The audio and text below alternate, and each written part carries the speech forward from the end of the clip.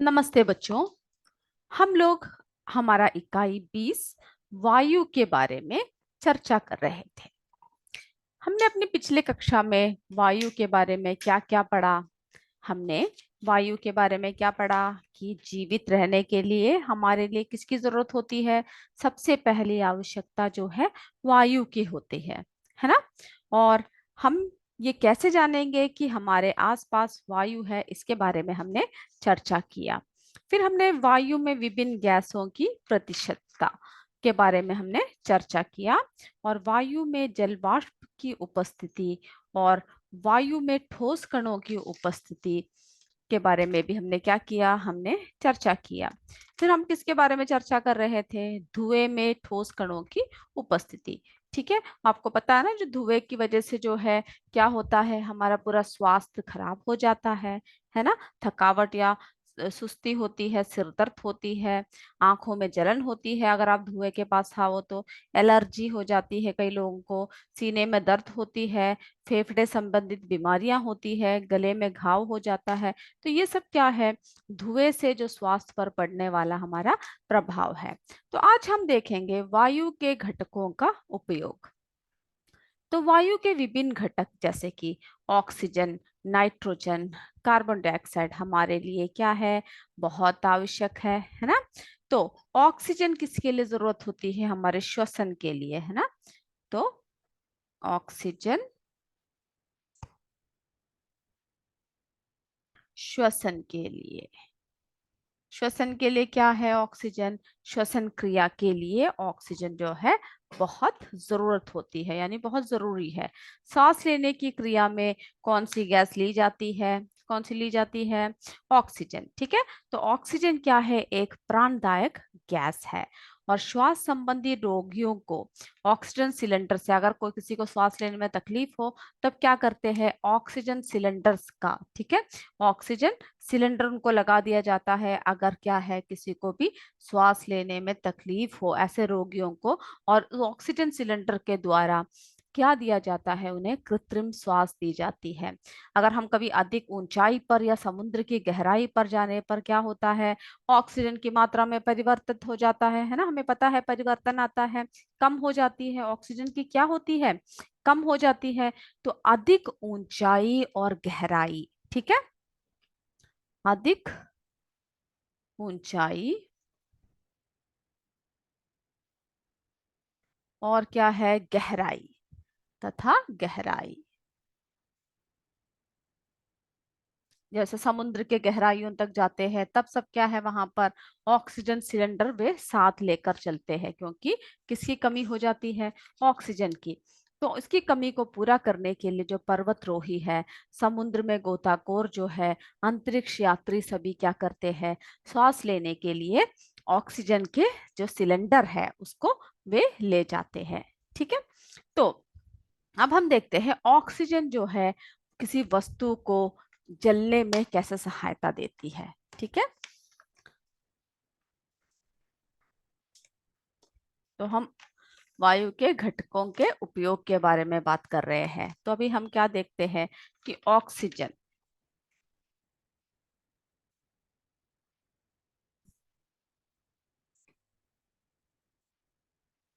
किसी वस्तु की, वस्तु के किस में सहायक होता है, जलने में सहायक। ठीक है, जलने में सहायक।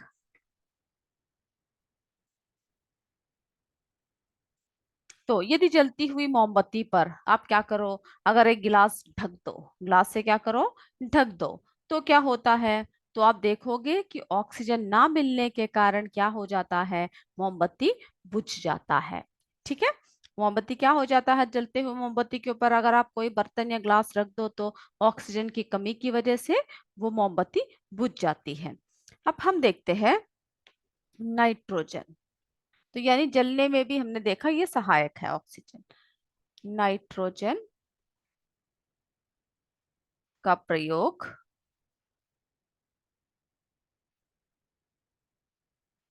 उर्वरक बनाने में, ठीक है, उर्वरक बनाने में।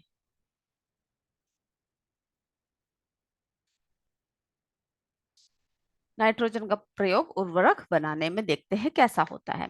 हम जो है भूमि को उपजाऊ बनाने के लिए हम लोग खेतों में क्या डालते हैं, आपको पता है ना, हम लोग खेतों में क्या डालते हैं, खाद डालते हैं, उर्वरक आदि का हम लोग प्रयोग करते हैं। तो नाइट्रोजन जो है क्या करता है, नाइट्रोजन के कुछ यौगिक जो होता है वे भूमि के किसको बढ़ा देता है, उपजाऊपन को बढ़ा देता है। ठीक है, नाइट्रोजन के कुछ यौगिक किसको बढ़ाता है, भूमि के उपजाऊपन को, उपजाऊपन को क्या करता है, बढ़ा देता है। और कुछ नाइट्रोजनी उर्वरक जैसे यूरिया, अमोनियम सल्फेट का निर्माण भी क्या है, नाइट्रोजन से किया जाता है। तो यानी कुछ जो है नाइट्रोजनी उर्वरक, जो उर्वरक जो आप देखते हो जैसे यूरिया होता है, अमीनियम अमोनियम सल्फेट होता है, वो सब का निर्माण भी किससे किया जाता है, नाइट्रोजन से किया जाता है। ठीक है, उन सब का निर्माण किससे किया जाता है, नाइट्रोजन से किया जाता है। तो इसी प्रकार जो है नाइट्रिक अम्ल का निर्माण भी नाइट्रोजन से किया जाता है। तो और किसका निर्माण नाइट्रिक अम्ल, नाइट्रिक से किया जाता, नाइट्रोजन से किया जाता है, फिर हमने देखा नाइट्रिक अम्ल। ठीक है, किसका इस्तेमाल किया जाता है, नाइट्रिक अम्ल। ठीक है, नाइट्रिक अम्ल का भी इस्तेमाल किससे किया जाता है, नाइट्रोजन से किया जाता है। और जैसे कि आपको पता है ना, आजकल जैसे कि पैकेट में जो बंद होते हैं जलपान सामग्री आदि, जैसे कि आलू चिप्स है ना, जैसे कि लेज सब आप खाते हो ना, आलू के चिप्स तथा बिना पके और बिना तले भोजन के लिए तैयार खाद्य पदार्थ को क्या करते हैं, तरोताजा रखने के लिए भी, उन सबको जो है तरोताजा रखने के लिए भी किसका प्रयोग किया जाता है, नाइट्रोजन, यानी पैकेटों में नाइट्रोजन गैस भरी जाती है। क्यों, क्योंकि जो नाइट्रोजन गैस जो होती है वो पैकेट की वाष्प को विस्थापित कर देती है।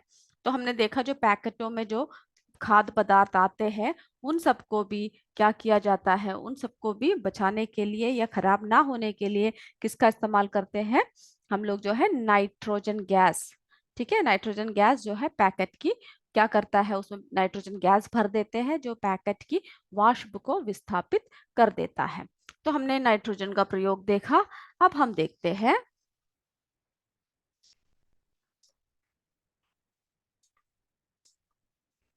चलिए अब हम बात करते हैं कार्बन डाइऑक्साइड का प्रयोग। ठीक है, प्रकाश संश्लेषण में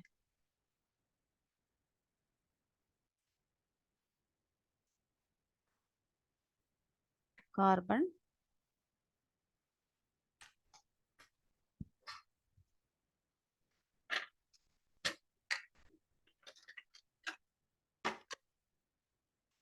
चलिए इसको एक और बार लिख लेते हैं,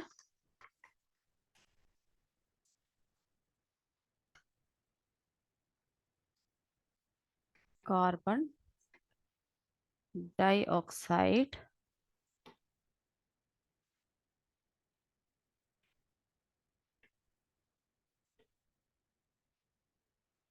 का प्रयोग प्रकाश संश्लेषण में।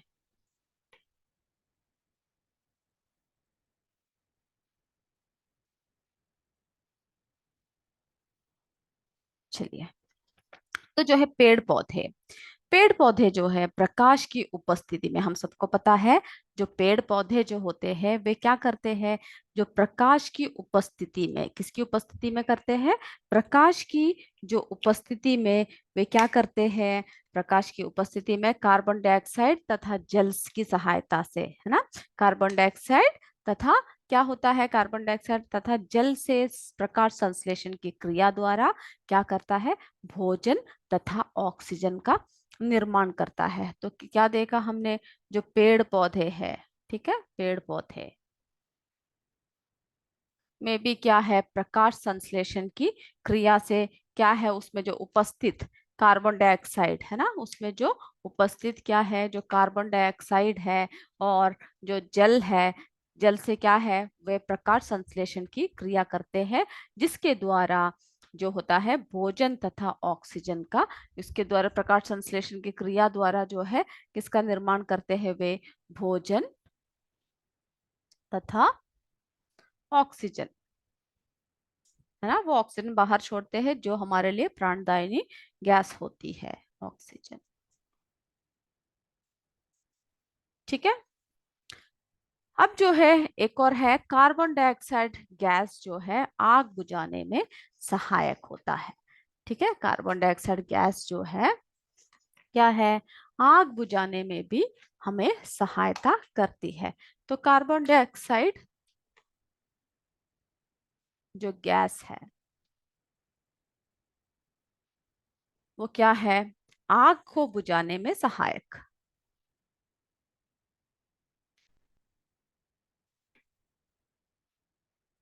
आग को बुझाने में सहायक।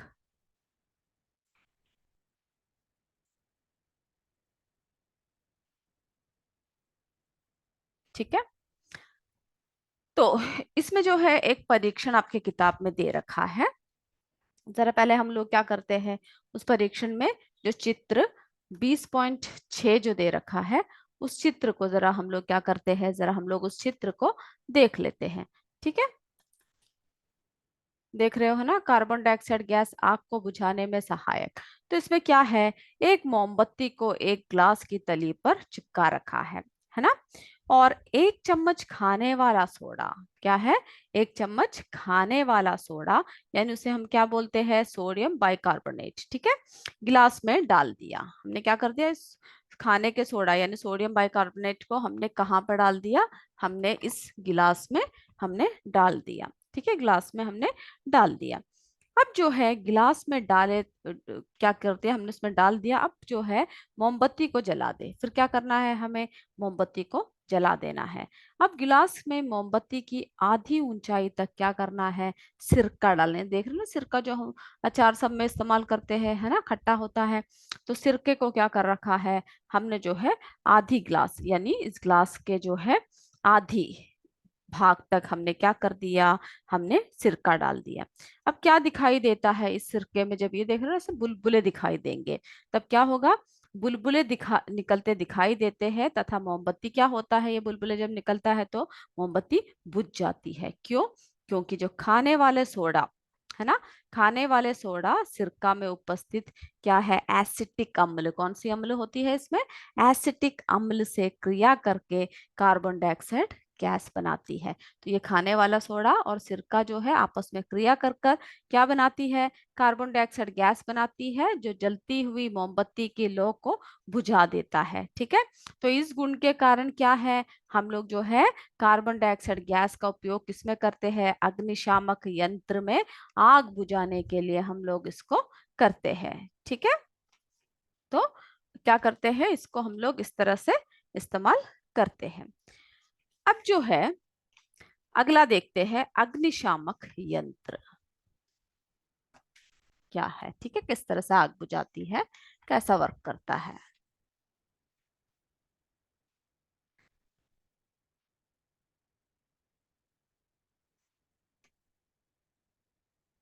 अग्निशामक यंत्र, चलिए, तो ये जो है यंत्र, एक चित्र आपके इसमें दे रखा है, उस चित्र को जरा हम लोग देख लेते हैं। ठीक है, ये देख रहे हैं ना, अग्निशामक यंत्र। तो ये कैसा, ये इसका कैसा ये क्रिया करता है, काम करता है। तो इस यंत्र का जो बाहरी कक्ष, ये जो इस यंत्र का जो क्या है, जो बाहरी कक्ष है, ये जो है बाहरी कक्ष धातु का बना बेलनाकार बर्तन है, यानी बेलनाकार जो है एक बर्तन है जो धातु का बना होता है, जिसमें सोडियम कार्बोनेट का विलयन भरा होता है। और इसमें क्या, कौन सा विलयन भर रखा है, ये देख रहे हो ना, सोडियम कार्बोनेट का जो है विलयन उसमें भरा हुआ है। अब जो है इस बर्तन के अंदर एक छोटी, क्या है, एक छोटी सी बेलनाकार, बेलनाकार शीशी होती है, जिसमें क्या क्या भरा हुआ है, ये देख रहे हैं शीशी जो छोटा सा बेलन के आकार का, तो इसमें क्या भरा हुआ है, सल्फ्यूरिक अम्ल भरा हुआ है। ठीक है, इसमें क्या भरा है, सल्फ्यूरिक अम्ल भरा हुआ है। तो जब कैसे इसका उपयोग करते हैं, जब इसका उपयोग करते हैं, जब कई बार आग लग जाती है, आग को बुझाने के लिए क्या करते हैं, उपयोग के समय इस उपकरण को उल्टा करके क्या करते हैं, जमीन पे पटक देते हैं। और पटकने पर क्या होता है, ये जो शीशी होती है ये टूट जाती है और सल्फ्यूरिक अम्ल सोडियम कार्बोनेट से क्रिया कर कर, यानी ये शीशी इसमें टूट जाएगा और ये सल्फ्यूरिक अम्ल जो है सोडियम कार्बोनेट से विलयन से क्या करता है, क्रिया करता है, यानी मिल जाता है। और क्या बनाती है, ये दोनों आपस में मिलकर, ये दोनों आपस में मिलकर कार्बन डाइऑक्साइड गैस बनाती है। ठीक है, इस गैस का छिड़काव जो है जलने वाली वस्तु पर क्या करते हैं, आग को बुझाने में किया जाता है। इससे क्या होता है, आग बुझ जाती है। तो लाल रंग के अग्निशामक यंत्र सभी महत्वपूर्ण स्थानों पर, जैसे कि बैंकों में, सिनेमा घर में, है ना, जैसे कार्यालय, कहीं भी ऐसे से बड़े बड़े जगहों पर क्या करते हैं, वहां पे रख देते हैं, ताकि कोई भी दुर्घटना होने पर हम लोग क्या कर सके, इसका तत्काल इस्तेमाल कर सके। ठीक है, तो ये आपको समझ में आ गया ना। चलिए, अब हम देखते हैं वायु प्रदूषण। अब अगला किसके बारे में हम बात कर रहे हैं, वायु की प्रदूषण के बारे में हम बात करते हैं। ठीक है, वायु प्रदूषण, वायु प्रदूषण।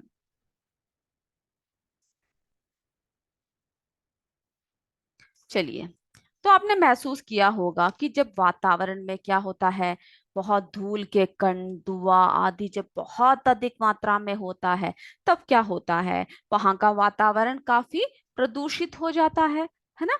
सांस लेने में हमें कैसा लगता है, जहां पर धुआं आ रहा हो, धूल हो, वहां पर जाकर आप अगर खड़े हो जाओ तो क्या होगा, आपको सांस लेने में काफी तकलीफ होगी, है ना।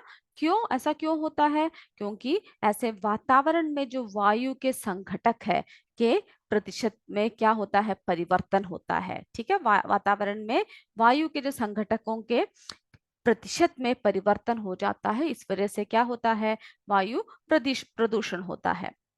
अब जो है एक तालिका दे रखा है, ठीक है, कि कैसे कैसे वायु होगी। आपके किताब में जो है एक तालिका 20.2 दे रखा है, उस तालिका को जरा आप देखते हैं। ठीक है, तो कौन सा तालिका दे रखा है, इस तालिका में हम लोग देखते हैं। चलिए, इसमें दिखा रखा, स्थान दिखा रखा है, शुद्ध वायु, अशुद्ध वायु। ये आपको स्वयं लिखना है। बाग बगीचे में कैसा वायु मिलेगा आपको, शुद्ध होगा या अशुद्ध होगा। भीड़ भाड़ वाली सड़क में अगर आप खड़े रहो तो किस तरह का वायु मिलेगा। आवासीय क्षेत्र में जब खड़े रहो तो आपको कहाँ कैसा वायु मिलता है। और औद्योगिक क्षेत्र में, यानी जब इंडस्ट्रीज या सब उद्योगों के क्षेत्र में अगर आप जाकर खड़े हो जाओ तो कैसा वायु होगा। ठीक है, इसको क्या करोगे, इस तालिका को आप स्वयं फिल करोगे। तो जो है कई जगहों पर क्या होता है, विभिन्न स्थानों पर स्थिति क्या होता है, स्थान एवं स्थिति के कारण वायु अपेक्षाकृत अधिक शुद्ध और कम शुद्ध होती है। जैसे आप गार्डन में जाकर खड़े रहो तो आपको काफी शुद्ध हवा मिलेगा, है ना। ईंधनों के जलने वाले जैसे कल कारखानों पर क्या होगा, हानिकारक गैस निकलते हैं, जिसकी वजह से क्या होगा, हमें जो है बहुत सारे क्रियाकलाप करने में दुर्घटनाएं होगी। यानी वायु की संगठकों के प्रतिशत में क्या हो जाता है, परिवर्तन हो जाता है ना। जिससे कि क्या होगा, इन सब क्रियाकलापों में वायु अवांछित एवं हानिकारक प्रदूषकों की मात्रा में वृद्धि हो जाता है ना। जिससे कि जैसे कि कहीं भी कल कारखाने के पास खड़े रहो तो वहां का वायु कैसा होगा, प्रदूषित वायु होगा, और वहां पर जो है प्रदूषण की स्थिति को वो उत्पन्न करेगा। ठीक है, तो जो वायुमंडल में उपस्थित प्रदूषकों की मात्रा है ना, जो वायुमंडल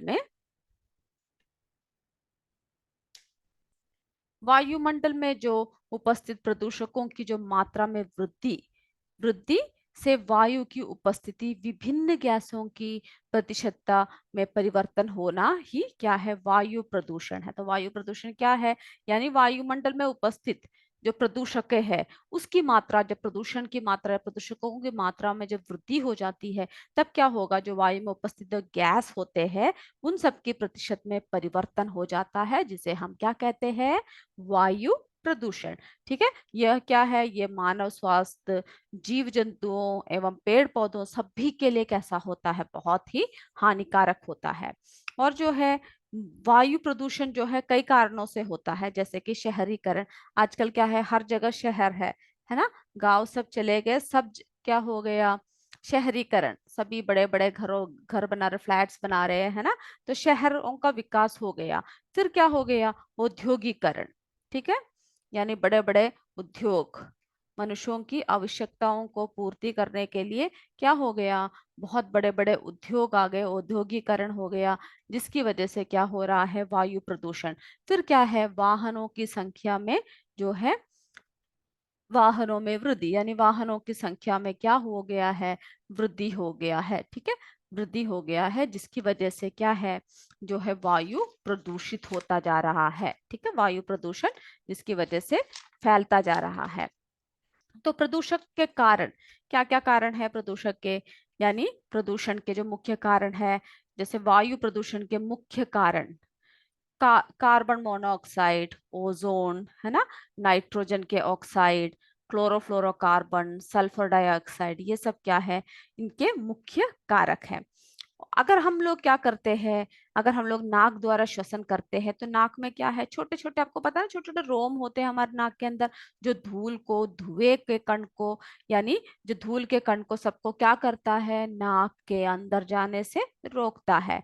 इसी कारण क्या है, हमें कभी भी क्या नहीं करना चाहिए, जैसे कि आप मुंह खोल के सांस लेते हैं ना, तो कभी भी हमें मुंह से श्वास नहीं लेना चाहिए। ठीक है, और जो ट्रैफिक पुलिस हमेशा क्या, आपने देखा है कभी कि वे अपने नाक व मुंह पर मास्क लगाती है, क्योंकि सड़कों पर क्या होता है, ट्रैफिकों के कारण जो है धूल एवं कई धुएं के कण अधिक पाए जाते हैं, जिससे कि क्या होता है, बहुत हानिकारक होता है। इसीलिए ट्रैफिक पुलिस हमेशा क्या लगा के रखता है, मास्क लगा के रखता है। और स्वच्छ वायु में हम श्वास ले, इसके लिए क्या है, बाजार में एयर प्यूरिफायर भी लग आ रहे हैं, यानी एयर को प्यूरिफाई करने वाले सामान भी आ रहे हैं, है ना, यंत्र। ये वायु के मुख्य रूप से उपस्थित धूल के कणों आदि अशुद्धियों को पृथक कर देते हैं, जिसके द्वारा जो है वायु में, जैसे कि रोग जो होते हैं, जैसे श्वास रोगियों को एलर्जी जिनको है ना, कई लोगों को क्या है, धूल से, धुएं से सब एलर्जी होती है। उन सब जैसे अस्थमा रोगियों के लिए, सब के लिए ये उपयोगी है, अगर क्या है, इन बाजार सब में एयर प्यूरिफायर अगर लग जाए तो। ठीक है, तो हमने ये सारी बातें देखी। अब जो है हम देखेंगे कि जो वायु, वायु में क्या है, वायु के संघटकों की मात्रा में परिवर्तन के निम्न कारण क्या क्या है। ये हम क्या करेंगे, अपनी अगली कक्षा में चर्चा करेंगे। तो आज के लिए यही तक। आप इन सबको अच्छे से पढ़कर आइएगा। अगली कक्षा में हम फिर मिलेंगे। जय विद्या शक्ति, जय हिंद, जय भारत। धन्यवाद मेरे बच्चों।